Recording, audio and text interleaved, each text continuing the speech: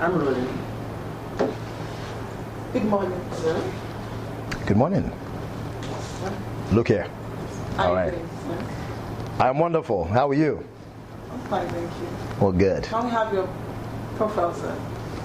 Yes. My name is Adedamola Olayinka Are. I'm a native of Ibadan, Oyo State, by birth, and the son of Dr. and Mrs. Olayinka Are. I last of 3 children. I have an older brother and an older sister. And of course, I am the CEO and Executive Vice Chairman of Kakanfo Enterprises Limited. Okay. Thank you, sir. My pleasure. Can we have a brief history about Kakanfo Inn? Certainly. It would be my pleasure. Kakanfo Inn started out as a hotel company in 1988. It was initially built with 40 rooms, but started operation with only 10 until enough revenue could be generated to expand and complete the remaining 30 rooms. The first block of building that was constructed was known as the Adedamola block, and that comprised the 40 rooms. About 10 years later, the hotel was expanded to include what's now known as the Bar block, which is 40 regular double rooms. They are smaller rooms, but nevertheless taking the capacity to 82. At which point took another 12 years till 2010 before the conference center in which we are sitting today was built in the year 2010. What you now have is a hotel of 82 rooms, about 12 function rooms, the largest in size being the Lake Are Hall, which is right behind these doors, 2,500 capacity, and the smallest in size, which is the Ayo room, which is a capacity of 50. So that's a brief history of the company from 1988 to the 25th anniversary, which took place December 16th, 2013. Thank you, sir. Pleasure. Can you actually tell us your recorded success when you began to see? Well, I must first and foremost give credit to the people before me, and I must as well thank God for the blessings. But the foundation on which to build has been very, should I say, well laid, because we have a product that was physically in good shape, but just needed to be updated, because in my opinion it was outdated, and anything that's very old is going to become outdated. Well, this was no exception. But the success we've had has been based on investing in the infrastructure to improve the look and feel of the product, as well as also trying to elevate the quality of the service and take it, fine-tuning the details, if you will. Those two things have allowed us to definitely reach record heights in revenue and position us as a company that can now go to the next level in terms of growth. Without that, I don't think we'll be in a position to do so, and without the foundation we have had, I don't think we'll be in a position to do so. So I will say the biggest success for us has been we're a little better known than we were 2 years ago, and we're now in a position from the standpoint of stability and continuity where we can expand. So those would be the 2 biggest successes that I can attribute to being privileged to lead this organization in the last 2 years, or the last year and a half. Okay, thank you, sir. Well, what brought about the events you now have, like Easter, Fiesta, Christmas programs and all that? What's the motive behind it? Great question. You know, for the business to be successful, you have to diversify. And diversification means you have to look at every opportunity to reach out to your customers. And one of the things I discussed with our marketing folks is that we needed to have more programs designed to touch the general customer. That you cannot just run a business by catering to the person who stays in your room, You can't run a business by catering to someone who rents your conference halls or your meeting space. You now have to market yourself to the general populace. So it was a joint decision that we should actually have events like Valentine's Day, Christmas, the comedy shows in partnership with other companies, that even people who are not staying in this hotel, using the conference hall, can benefit from. Not only that, but we also have things that we've increased our volume to the local populace with pool bar. The pool bar is a facility that used to be called a football viewing room. And when it was the football viewing room, people used to be charged anywhere from 125 to 150 naira to watch football. Today, anybody can come to my pool bar and watch football for free. There's no charge. And so I made an arbitrary decision that I wanted it to be free to the public. And that if a person doesn't have a place to go and watch football, come here. Whether you buy something or you don't buy something, I don't care. But the return has been rewarding. The people have come here tenfold. The revenue has more than doubled because people are happy to come here. They feel like they're at home. And that's exactly what we want them to feel like.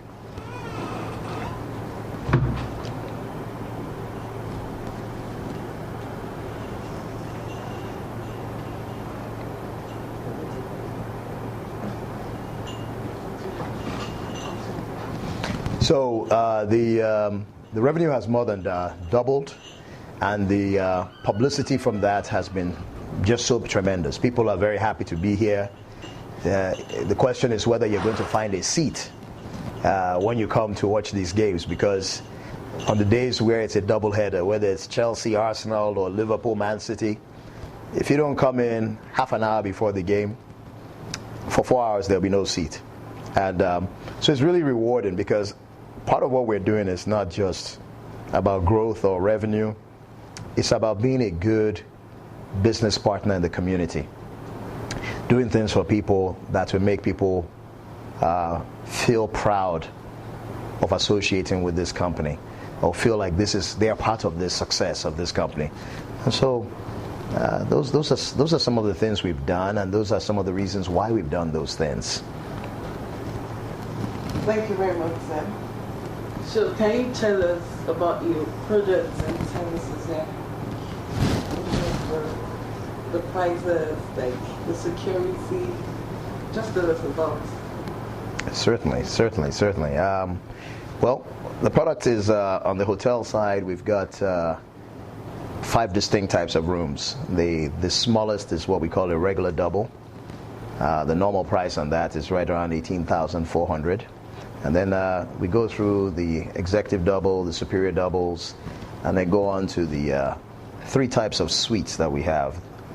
And the largest suite we have is right around 53,000. Normally, for most of our business, people, by virtue of length of stay or volume, get discounts.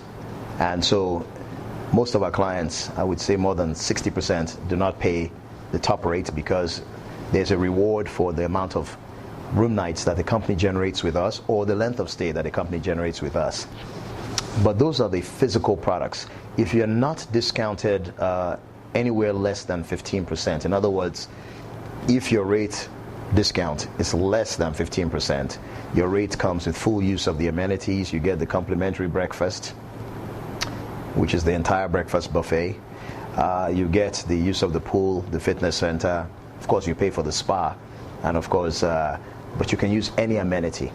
The product is typically a independently owned, authentic Nigerian flavor hotel, but we try to offer the amenities and services you'd find in any international hotel. So, for example, you're going to have a pool, you're going to have a fitness center, you're going to have a VIP lounge, you're going to have a spa where you can have a massage or wellness, and then you're going to have the pool bar, of course, general restaurant with a menu that features all the continents of the world. So whether it's Asian food, European food, American food, African food, we cook it all.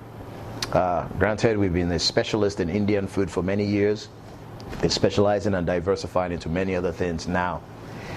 But in addition to that, We've got a laundry service whereby we fully function and operate and clean your laundry daily as needed.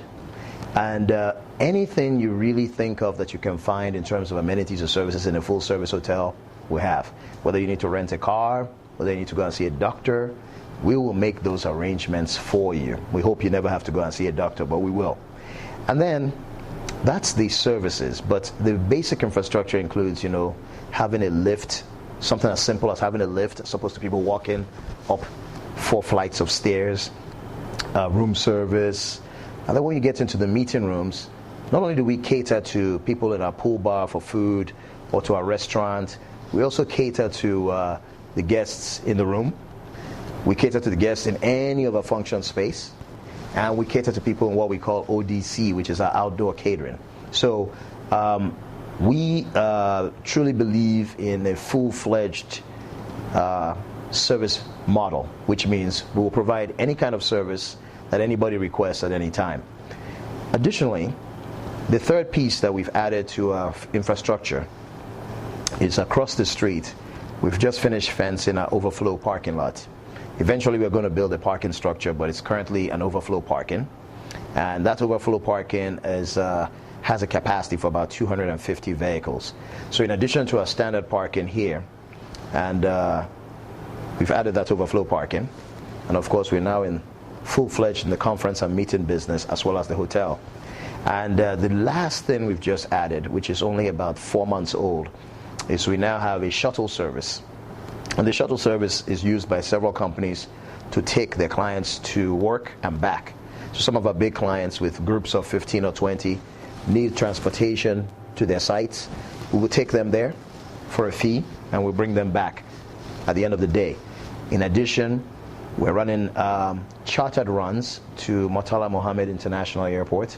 So if groups come in, they don't have transportation and things like that, we make those arrangements before they arrive, and we'll actually pick them up at the airport and shuttle them all the way back to Ibadan. So not only can we feed you what you want to eat in your own native tongue, we can transport you from where you're coming from, and we can house you in the comfort that you expect and the safety that you expect. Our safety is a very paramount feature. When I came on board, we had a few camera angles. Right now, we're approaching about 30 camera angles. You have, obviously, approximately 16 in this building. In the other building, you have about, actually, we have more than 30, I'm sorry, 16 and 16. So we're picking up about 30 camera angles now, which is monitored 24 hours a day and globally. And in addition to that, we have, of course, basic security, and then we have armed security. So we haven't had any incidents, knock wood. We thank God, but it's not as a result of being lackadaisical. It's as a result of continuous preparation. And so those are the needs, the benefits, and the futures of our organization, in a nutshell. Thank you very much, sir. My pleasure. How did you come about managing a hotel? Is that what you studied in school? And what have you been doing before you actually became the CEO? That's a very good question. Before I became the CEO of Kakanfo Inn, actually, let me start with my preparation, because I like to give credit to my grassroots. My initial preparation in leadership, obviously, a big chunk of it comes from my own biological father and my mother. My mother was a teacher before she became a principal. My father was an administrator and, of course, a professor. But I like to talk about his administrative side. Basically, when I went to college, I had a choice. I either wanted to become a pilot or study geography. And although I did take extensive flying classes, I didn't become a pilot. You can't manage people by flying an aircraft. So I ended up, by coincidence, getting into hospitality. Somebody had told me that in your future life you would see the world. So I said, well, that's great. That's why I wanted to study a pilot, because I'm going to be a pilot. I would see the world. Well, I didn't end up being a pilot. I ended up being going into hospitality administration. And I did not study that as my first degree. I actually studied public administration. And unfortunately, in the American system, you cannot change your declared major at a certain point. So I couldn't change my major. So I finished what I was studying. And when I left Michigan State University, I went to where I felt if you want to study hospitality, you have to go to where the hospitality is.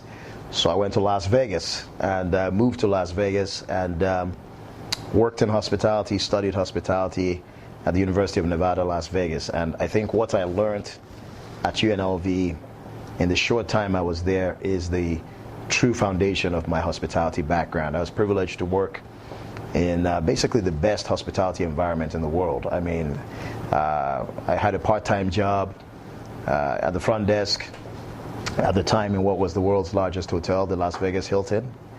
Since then, people have built hotels that are almost 1.5 times bigger, but at that time it had 4,000 rooms in 1988. And that was my exposure to how the world expects hospitality to be defined. I also worked in a cafeteria at the school in food service, and that was not too hard because before going to the United States, the very first business that my parents had in hospitality was not a hotel, but a restaurant called Saba Saba Restaurant, which was in Okeado, and I'd worked there. And I basically worked there in the bar and the restaurant before I went to college. So when you put all these experiences together, those form the foundation of what led to the next steps in my career. I worked for Marriott Hotels and started out as a food and beverage manager in 1989, and worked my way from being a food and beverage manager to a housekeeping manager. When I left that job, I became a front office manager, then I became an operations manager, then I became an assistant general manager. Then I became a general manager in 4 different divisions of Marriott, and the what's known as the Fairfield Inn division, the Courtyard division, the Residence Inn division, and then went into the resort side and what was known as Marriott Vacation Club International, MVCI. And when I was done with that, I was recruited by Hilton as a regional vice president to go to Florida. And in that capacity, I went from what we call single property management to multi-property management. And in that capacity as a regional vice president, I had approximately 2,000 rooms of hotels to manage and about 700 employees. So that was the critical foundation that prepared me for the next level, and the foundation before that prepared me for that level. And so everything has been a building block and stages in my development to prepare me for what I want to do here, which is to create a bigger company. Thank you, sir. It's my pleasure. And is there any challenges you've been facing since when we came to see you? Of course, there's a lot of challenges. And in this business, as in any business, challenges are normal. Some of those challenges have been the viability and the marketability of the product, which is what led to the renovation. Some of those challenges have been the level of quality and skilled labor. We have people that are very courteous and very competent, but in terms of their level of exposure, particularly in this Ibadan area, without going out of the market to bring in people that have worked, say, in Port Harcourt or Lagos or Abuja, where they're continually exposed to the international traveler. Most of the people we have working in Ibadan have limited exposure, and that's a big challenge because the expectation of the customers here and the output of our initial staff without exposure and training and continuous training is much lower. So there's a gap. So that's a huge challenge, because when you're trying to go from good to great, the challenge is not going to be in just how clean a place is or how tasty the food is, but now you get into the details, the presentation, and the presentation matters, because whether you like it or not, one of the beauties of hospitality in Nigeria today is there's a lot of Nigerians that are very exposed, well-traveled, and have a high degree of expectation. And so everybody has to be on their toes because the quality of expectation today is a lot higher than it's ever been, and that's great. It's great for the industry because you can't get away with average. But with that, you're going to need people that are qualitative and people that have the exposure. And so that's a challenge. And that's what we're looking for, and that's what's hard to find. And then the availability of certain things. There are certain services we want to offer and certain services we strive to offer, but the tools are not there. So when you take things, for example, like saying you need a certain type of barbecue grill, you can't just go to the closest market and buy that barbecue grill. If you need an ice cube making machine and you now want to serve certain types of drinks, they're not readily available. So procuring certain things you need to supply the services you would like to serve are not always available. So you then have to rely on getting them by specialty order in Lagos, or even importing them. And those costs start to rise. Case in point being a high lift, which we have sitting in the parking lot, and we had to bring it from India. And the high lift is a device on 4 wheels that we can use to paint the whole building. It can climb to 5 stories. But getting that thing in took 1 year. So when you want to do certain things, you can't do them because you don't have the tools and the readily available to do them at the time you want to do the work. So those have been the constraints. Those have been some of the major constraints. Thank you, sir. Pleasure. So what is the best advice you ever had? That I've been given, or that I would give somebody? No, that you ever received. Well, I've received that advice from 2 people. From my father, and I will say from a presentation from General Powell, who was at some point in time in charge of the Joint Chiefs of Staff of the United States Army and the military. And the message is the same from both people. They said to be a leader, sometimes you're going to have to upset people. You can't be everybody's friend. But remain true to yourself and remain true to the task at hand. And the initial message I heard was from my own father. And the second time I heard that message, I said it was from General Powell. And both times I've heard that message, it's been very clear. I understand what they mean. At the time, it didn't make much sense. But today, it makes a lot of sense. With that advice, I think you'll be able to achieve anything, and that's where I put my own energy. If I ever have any doubts on anything I'm about to do, or when I'm about to do it, or any indecision, I always go back to that piece of advice, and it's never failed me. Well, by being true to yourself, So. Thank you. My pleasure. I don't know how conversant you are to Ibadan land, but how can you describe the person of the Olubadan? How can I describe the Olubadan? Yeah. Well, first of all, I like what you said. You don't know how conversant I am with Ibadan land. Don't let my JJC fool you. I lived in this environment, and my last name is Are. And as you know, our family played a very important role in the history of this country and the history of our own area. I am the 7th descendant, generation-wise, of Chief Momo Arelatusa. Okay, and as you know, between 1881 and 1885, he was the Are Kakanfo in this empire. And so, unfortunately or fortunately for me, you can't be in my position and not be schooled in your own heritage and history. And so I'm very versed in my history. Unfortunately, the Olubadan, not just the present Olubadan, But the Olubadan in general, and traditionally our traditional rulers have been tried to be seen as just ceremonial figureheads. I don't see it that way. Without the importance of the Olubadan, I don't think that the economy of this place, Ibadan, would be as successful as it is today, and I'll tell you why. I think there are several people who claim to be peace brokers and who claim to have the influence to talk to people in rivaling political factions.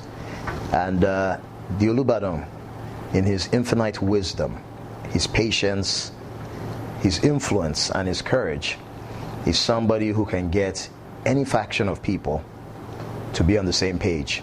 And so when we give credit to the kind of success we enjoy today in terms of stability or relative stability in this Ibadan or your state, you can never and should never rule out the responsibility and as well as the role that the Olubadan has played in bringing everybody together to get to where we are today. So from a business person's standpoint, I personally feel indebted to the Olubadan, because if the Olubadan didn't do what he did, the business will not be successful.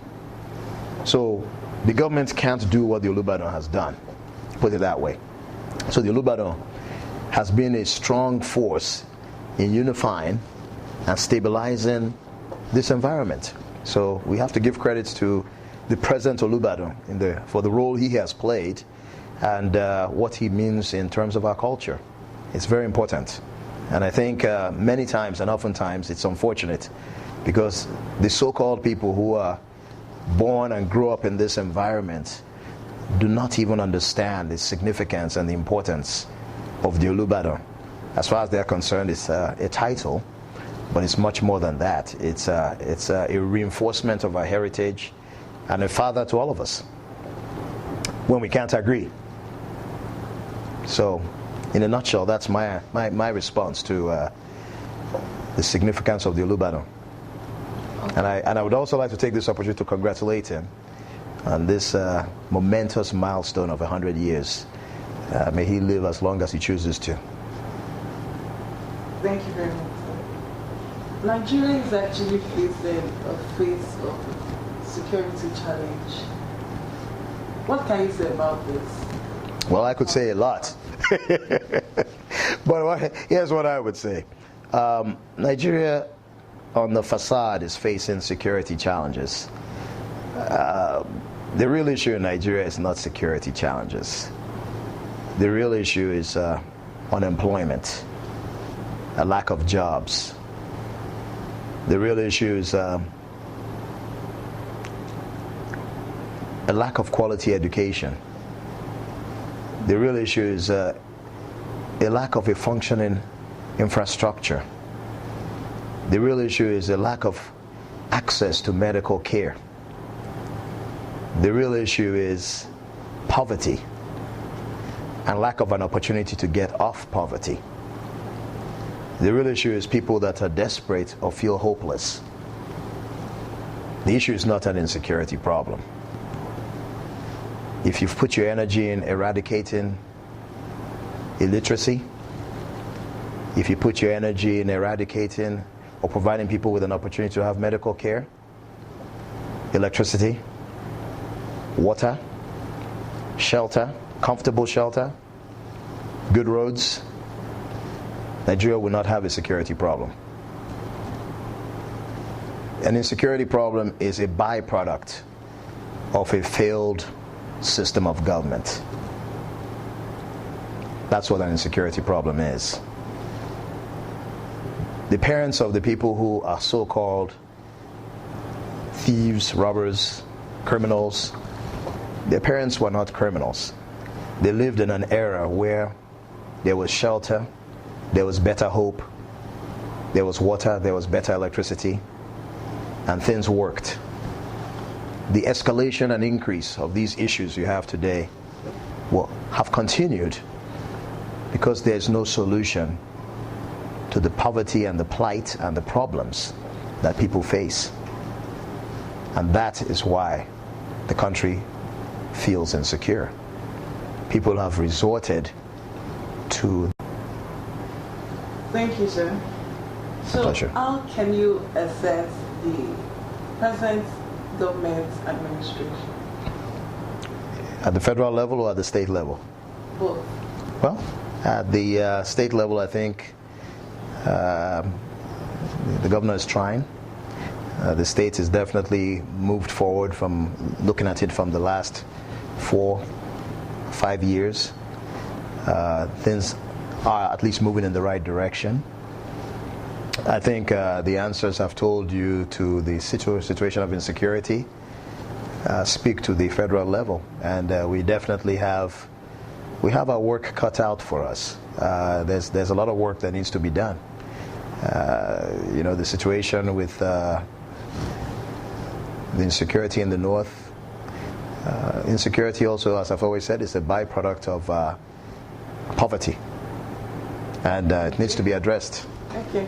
And do you think if unemployment, poverty, and also, do you think it can actually help the problem of insecurity in Nigeria? Absolutely, without a doubt. There's no country in the world that has addressed or reformed issues of poverty, medical care, education, shelter, water, electricity, and energy that has not had a reduction in insecurity. It has never happened. So I don't think this country will be the exception. A lot of people give this country a bad name, but Nigerians are not bad people.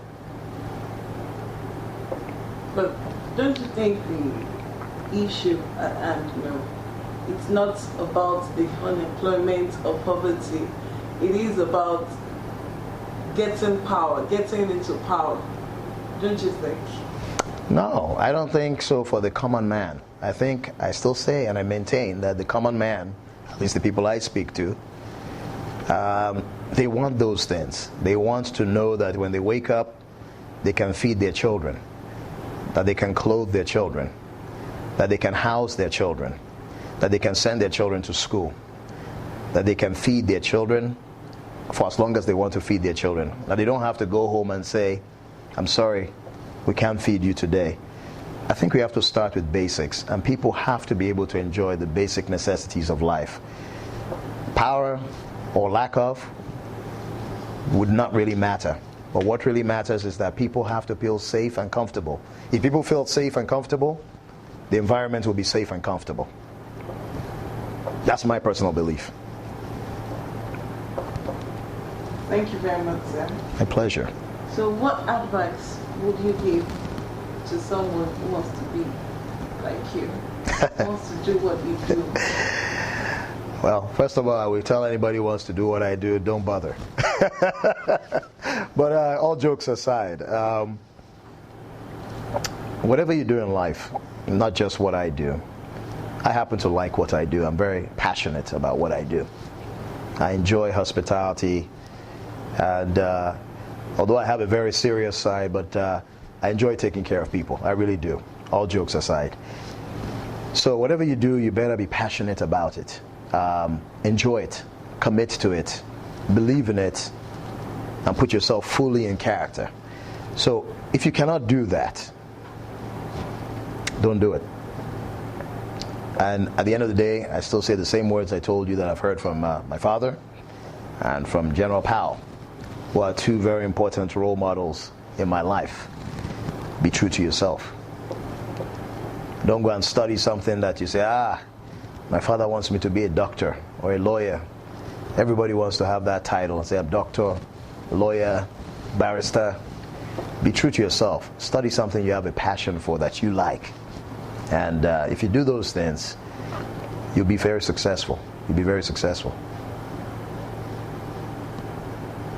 Thank you very much. My pleasure. It's nice chatting with you. Thank you, likewise. Do you have any other things to tell us? I'm good. Well, thank you. And thank you very much for your time. Thank you very much. My pleasure.